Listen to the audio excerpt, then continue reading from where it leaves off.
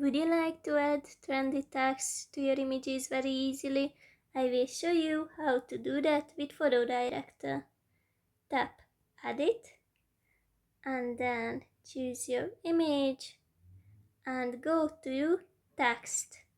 Here you can choose from a text bubble or a simple text, and then you can browse the different types.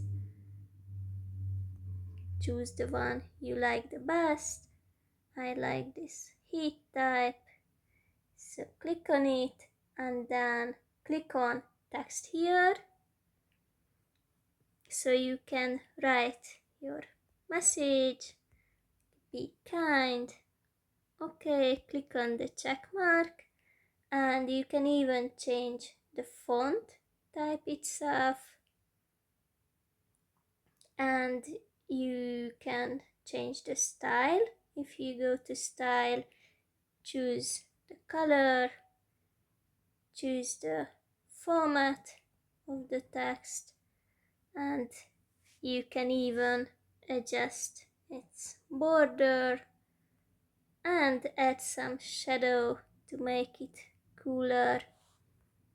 Then place this one where you like the best. You can use your fingers to adjust it more this way.